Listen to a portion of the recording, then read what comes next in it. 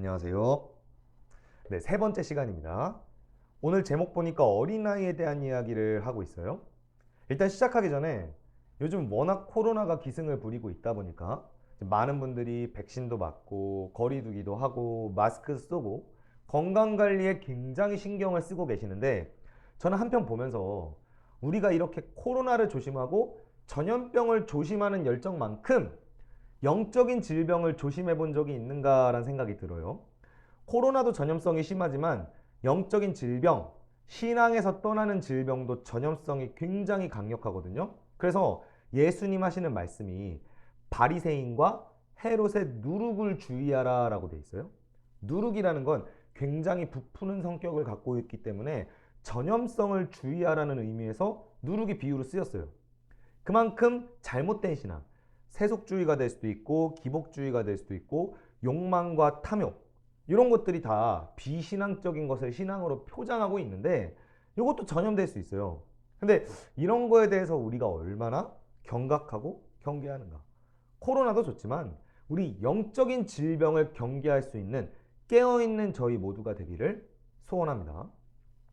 자, 오늘 본문에 이 어린아이에 대한 이야기가 중요한 이유가 뭐냐면 이 어린아이의 이야기를 가지고 천국을 갈 수 있느냐 갈 수 없느냐는 말을 직접적으로 하고 있어요. 자, 키워드를 보자면 어린아이가 키워드죠. 자, 어린아이 같은 자가 천국에 들어간다라는 말을 하고 있는데 3절 읽어볼게요. 진실로 너희에게 이르노니 너희가 돌이켜 어린아이들과 같이 되지 아니하면 결단코 천국에 들어가지 못하리라. 아멘. 자, 이거 중요한 말인데 어린아이 같이 돼야 천국에 갈 수 있어요. 중요한 말 아니겠어요? 자, 두 번째, 어린아이처럼 되라는 말 외에 5절에는 이런 말도 있습니다. 누구든지 내 이름으로 이런 어린아이 하나를 영접하면 곧 나를 영접하리라. 아멘. 자, 여기에서는 어린아이 하나를 영접한다, 요 말이 나와 있는데 어린아이 하나를 영접하면 곧 나를 영접함이니 라고 되어 있잖아요. 이 말이 굉장히 중요해요. 5절 자체에서 어린아이를 영접하는 게 천국을 갈 수 있다라고 말은 안 하고 있지만 어린아이 하나를 영접하는 게 예수님을 영접하는 것과 똑같다고 설명하시니까 이것도 천국을 결정지을 만큼 중요한 키워드란 말이에요. 결국에 여기 있는 두 가지, 어린아이처럼 돼야 하고 어린아이를 영접해야 천국 갈 수 있는 믿음이란 뜻입니다. 저희가 이거에 대해서 민감하게 받아들이시길 소원합니다. 이거 생명이 걸린 문제예요. 영원한 생명, 영원한 천국이 걸린 문제인데 우리가 그 천국 소망이 불분명하다 보니까 이 말씀을 목숨 걸고 붙들지 않고 살아가는 거죠. 자, 그럼 과연 어린아이가 무엇이냐? 우리가 어린아이라는 개념을 생각하면 이미지들이 떠올라요. 어떤 경우에는 뭐 부족하고 실패하고 계속 넘어지는 그런 연약함을 어린아이라고 칭할 수도 있고, 그리고 또는 어린아이 같은 순수함, 백지와 같은 마음, 곡해하거나 비틀지 않고 말씀을 있는 그대로 받아들일 수 있는 순전함, 뭐 이런 표현도 쓸 수 있죠. 그런데 저는 공동체에서 어린아이 같은 말을 쓸 때에 자신의 훈련되지 않고 미성숙하고 여전히 내 맘대로 하면서 살아가는 삶을 합리화하기 위해서 어린아이를 악용하는 경우를 많이 봤던 것 같아요. 예를 들면 어떤 경우에 제자들이나 소그룹이나 교회 사람들이 말씀도 안 읽고 신앙훈련도 안 받고 내 마음대로 살아가고 변화도 안 돼요. 그래서 그분들에게 제가 지적을 하거나 도전하거나 권면을 드리면 그때 이런 얘기를 하시는 거죠. 저는 어린아이같이 부족합니다. 어쩔 수 없습니다. 예수님이 저 같은 자를 사랑하세요. 뭐 이런 얘기 하세요. 저는 이 말을 들으면서 천국에 만약에 어린아이 같은 자들이 들어가 있다면 정말 미성숙하고 예수님 말씀도 안 듣고 내 마음대로 살면서 위로와 보호만 바라는 그런 사람들만 천국에 있다는 거잖아요. 그런데 제가 성경 속에서 읽어봤던 천국의 개념은 절대로 그렇지 않았어요. 복음을 위해 사신 분들, 순교하신 분들, 끝까지 견디며 복음의 역사를 간절히 소망하며 복음을 증거하셨던 그런 분들이 있는 곳이 천국이란 말이에요. 왕 같은 자들, 흰옷을 입고 예수님을 찬양하는 그런 영광스러운 백성들이 모여있는 곳이 천국인데, 만약에 신앙적인 훈련과 성숙과 순종이 전혀 없는 그런 부족한 상태를 반복하는 걸 어린아이란 말로 합리화한다면 그런 천국은 솔직히 별로 상상하고 싶지 않아요. 자, 우리 어린아이에 관해서 다루고 있는 복음서의 여러 군데를 제가 보여드릴게요. 마태복음 18장 오늘 본문, 마가복음 10장, 누가복음 18장. 마태복음 18장 2절 읽어볼게요. 예수께서 한 어린아이를 불러 그들 가운데 세우시고. 아멘. 자, 여기에 보니까 이런 말이 쓰입니다. 파이디온. 이거 헬라어로 파이디온이라는 단어를 씁니다. 자, 마가복음 10장 13절도 마찬가지예요. 사람들이 예수께서 만져주심을 바라고 어린아이들을 데리고 오매 제자들이 꾸짖거늘. 자, 누가복음이 조금 다른데 누가복음 18장 15절 사람들이 예수께서 만져주심을 바라고 자기 어린아기를 데리고 오매 제자들이 보고 꾸짖거늘. 여기서 어린아기는요, 이런 단어가 쓰였습니다. 이게 이제 브레페라는 단어입니다. 자, 이 브레페 또는 파이디온, 이 단어가 다른 성경에서 쓰이는 용례를 보게 되면 이 어린아이의 느낌이 무엇인지를 조금 더 구체적으로 알 수 있겠죠. 자, 파이디온 볼게요. 파이디온이 주는 느낌은 뭐냐면 원래 아이라는 단어에서 왔었는데 이 파이스란 단어가 사실 노예, 하인이라는 뜻도 있어요. 무슨 느낌인지 아시겠나요? 여러분, 여기서의 느낌은요, 되게 낮고 비천한 느낌이에요. 성경이 쓰여지던 당대에 어린아이에 대해서 굉장히 천대받던 존재로 인식되고 있었는데요. 오죽하면 제자들도 본문에서 어린아이들이 예수님께 몰려오니까 못 오게 하려고 제지를 했잖아요. 굉장히 낮은 존재예요. 자, 그렇다면 우리가 이런 의문이 들죠? 그냥 이렇게 비천한 자, 낮은 자, 불쌍한 자를 사랑하신다는 것인가? 아니면 우리가 이렇게 비천하게 엎드리는 존재가 돼야 한다는 것인가? 물론 전자의 느낌도 있어요. 전자와 후자의 다른 점은 전자는 상황적으로 어쩔 수 없이 비천한 사회적인 처지를 주로 말하는 것이고, 후자의 경우는 내가 가진 게 많은 부유한 자일지라도 스스로 낮추는, 또는 원래도 낮은 자였지만 영적으로 낮아진다, 주님 앞에 겸손하게 엎드린 상태를 의미하기도 하는데, 전후자의 느낌이 다 있기는 있어요. 그러나 적어도 오늘 마태복음 18장에서는 후자의 느낌, 굉장히 능동적인 느낌이에요. 원래 나는 낮은 삶, 비천한 삶이 아니라 나를 어린아이처럼 낮추는 사람이라는 거죠. 여기서 낮춘다라는 게 상하게 되다, 비천하게 되다, 굴복하다, 복종하다 이런 뜻이에요. 나는 어린아이라 불쌍하고 부족해요. 나를 그냥 안아주세요. 이런 느낌이 아니라는 거예요. 어린아이는요, 자기를 낮추는 자예요. 하나님이 주인이고 하나님이 나의 주인이시기 때문에 하나님 절대 의존적이라는 고백을 가지고 나의 권리나 소유권을 주장하지 않고 주의 말씀과 뜻에 완전히 복종하고 순종하며 엎드리며 따라가는 자를 어린아이라고 해요. 제가 아까 서두에 말씀드린 게 많은 분들이 어린아이를 합리화하고 있다고 했어요. 내 맘대로 살아가는 삶, 부족하고 말씀도 없고 훈련되지 않은 삶, 그런 삶을 어린아이라고 하시는 분들 많은데, 굳이 말하면 그거는 그냥 아이가 아니라 아버지 말씀 안 듣는 속 썩이는 아이의 모습이죠. 예수님이 의도하신 아이의 모습은 그런 아이의 모습이 아니에요. 정말 내가 얼마나 약한지 알기 때문에 아버지를 아버지라 부르며 존경하고 따라가는, 아버지의 뒷공무니만 따라가는 의존적 존재를 말하는 거지, 성숙도 없고 내 마음대로 살면서 아버지 속 썩이는 그런 아이의 이미지가 아니에요. 내가 어떤 아들인가 생각해 보세요. 제가 지금 아이들 사역을 하고 있어요. 신앙 멘토 역할도 하고 영어도 가르치는 그런 역할을 하고 있는데, 아이들을 정말 가까이서 가르치고 돌보면서 느끼지만요, 아이들은 교육과 훈련이 없으면 얼마나 타락할 수 있는지 보게 돼요. 정말 한없이 망가질 수가 있어요. 욕하고 서로 때리는 것도 있고 서로 편을 먹기도 하고, 제가 다 얘기할 수 없지만 그만큼 어린아이들이 생각보다 훈련과 교육이 필요합니다. 어떤 경우에는요, 제가 막 혼을 냈어요. 그랬더니 뭐라고 하는지 아세요? 나는 어린아이라서 잘 몰라서 그래 라고 자신이 직접 말을 해요. 제가 그때 놀랐어요. 아, 어린아이들도 내가 어린아이니까 용서해달라고 합리화를 할 수 있구나. 여러분, 성경이 말하는 어린아이는 그런 개념이 아니에요. 내가 어리니까 핑계 듣고 선생님 말 듣지 않고 아버지 말 듣지 않고 내 마음대로 살다가 불리할 때만 부모님 찾는, 이거는 완악한 거죠. 굳이 말하면 탕자에 가까워요. 탕자가 내 마음대로 살다가 결국 나중에 돌아오잖아요. 나중에 돌아왔으니까 좋은 엔딩이기는 한데, 탕자처럼 방황하고 내 마음대로 살아가는 상태를 이 어린아이라고 얘기하는 건 굉장히 곤란합니다. 예수님이 의도하신 어린아이는 아주 순전한 어린아이를 의미해요. 자, 두 번째가 브레페라는 개념이었었는데요. 자, 이 브레페란 단어가 쓰인 아주 좋은 사례를 제가 다른 구절에서 보여드릴게요. 베드로전서 2장 2절, 갓난아이들과 같이 순전하고 신령한 젖을 사모하라. 이는 이로 말미암아 너희로 구원에 이르도록 자라게 하려 함이라. 아멘. 자, 브레페가 조금 더 어린 느낌이에요.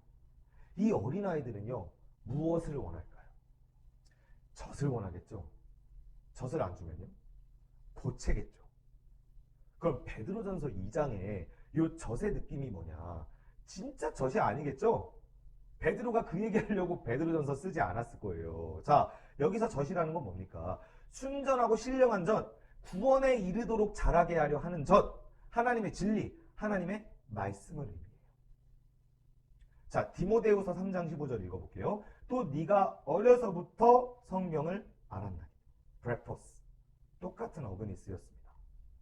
여러분, 여기서는요, 성경을 알고자 하는 그 어린 자, 그 어릴 때부터 성경을 간절히 원하고 알고 봐왔다는 자라는 것인데요.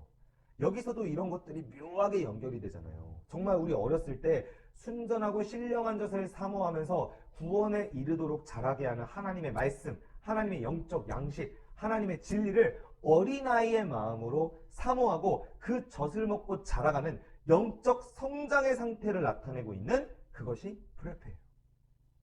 예수님이 그런 자를 원하신다는 거죠. 어린아이가 젖을 가리나요? 가르지 않죠? 저는 뭐 외국에서 온 고급 젖을 원합니다, 이러지 않아요.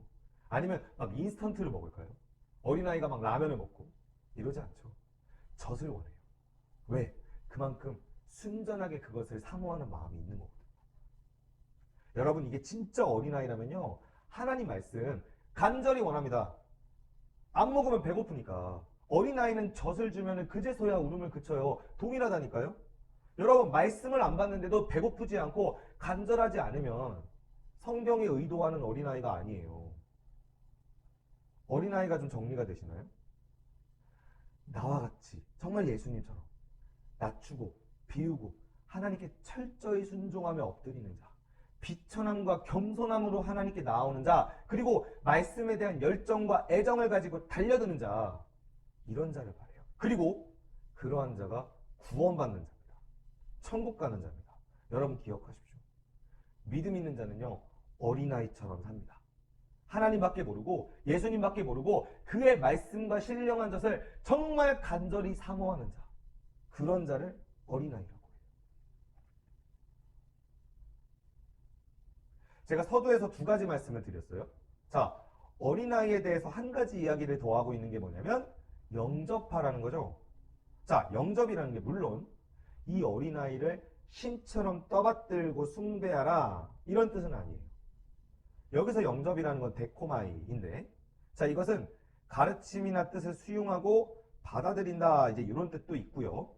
근데 반대로는 환영하고 환대하고 호의적으로 대한다라는 뜻도 있어요. 자, 이게 무슨 뜻이냐? 우리 지금까지 어린아이의 정의를 보셨죠? 말씀을 순전하게 사모하고 신령한 젖을 구하고 말씀을 간절히 찾아 나아가는, 하나님 앞에 겸손히 엎드리고 하나님만 따라가고 바라보는 그런 자, 그런 자를 뭐 하라?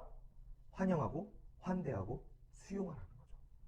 쉽게 표현하면요, 아주 뜨겁고 신실한 열정이 넘치는 신앙인을 잘 해주라는 거예요. 여러분, 우리 교회가 지금 그런가요? 우리 교회가 정말로 이 신실하고 뜨겁고 열정적인 그런 자를 간절히 찾고 환대해주고 있나요? 저는 이 어린아이를 대성 부른 나무라고 표현해요. 그러니까 지금 조금 부족할지라도 열정적으로 발전하고 성장하고 있는 자, 정말 열정이 넘치는 젊은 세대, 꼭 나이가 젊지 않아도 정말 신앙에 있어서 열정이 있는 그런 사람들이요. 여러분, 그런 자들을 우리가 신실하고 정말 환대하며 대하고 있는 교회 다음 세대, 청년들, 아이들, 청소년들 어떻게 대하고 있나요? 아니면 정말 주의 복음을 위해 낮아지고 정말 순종하고 헌신하며 말씀을 간절히 사모하는 그런 사역자들 우리가 어떻게 대하고 있나요? 여러분, 사역자님들 중에 정말 신실하신 분들 보면 너무너무 순수해요. 하나님과 예수님 말씀밖에 몰라요. 그런 분들 보면 저도 더욱 어려지는 느낌이에요. 근데 과연 그런 사람들이 교회에서 대접을 받고 있나요? 저는 오히려 신학교에 다니고 간사 사역을 하면서 제 동년배들이나 사역하시는 분들 중에서 억울한 일이나 서름을 겪는 분들을 훨씬 더 많이 본 것 같아요. 죄송하지만. 어려운 형편에 있는데 아무도 돌보지 않고 심지어 때로는 교회에서 부품 취급 당하는 경우도 봤어요. 이게 얼마나 비극적인 일입니까? 예수님이 어린아이 같은 자를 환영하고 환대한다고 하는데 과연 우리가 그런 마음으로 대하고 있나요? 혹은 내가 말씀과 하나님의 신령한 젖을 간절히 사모해서 배우고 성장하려는 열정 있는 젊은이들, 청년들 정말 북돋아주고 격려하고 있나요? 어떤 청년들이 그래요. 교회에서 자기가 막 질문하고 말씀에 대한 열정이 있어 막 가르쳐달라고 하면 믿음이 없다 그러는데요. 아니면 안 가르쳐주거나 바빠서 케어를 안 해주신다는 거예요.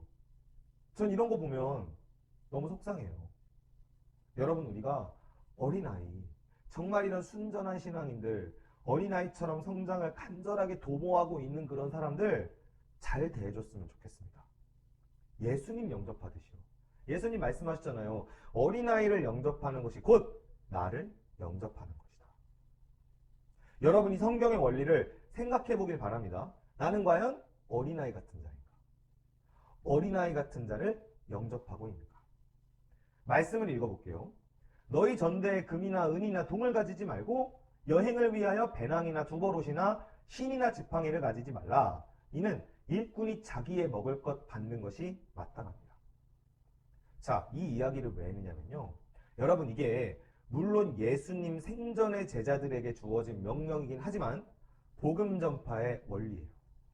근데 생각해 보세요. 가진 게 없어요. 이런 상태에서 복음을 전하면 누가 그들을 챙기고 누가 그들을 케어하나요?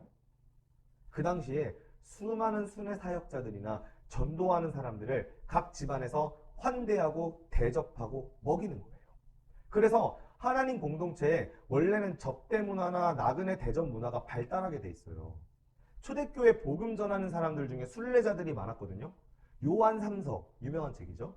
요한 3서도 그런 주제를 다뤄요. 사랑하는 자여, 내가 무엇이든지 형제 곧 나그네 된 자들에게 행하는 것은 신실한 일이니. 아멘. 그렇죠? 마지막 구절. 그들이 주의 이름을 위하여 나가서 이방인에게 아무것도 받지 아니합니다. 요한 3서는요. 이러한 순회 사역자들을 대하는 태도를 가지고 갈라지는데 이 요한이 이 순회 사역자들을 제대로 대접하지 않는 자들을 질책하는 책이거든요. 여기서 말하잖아요.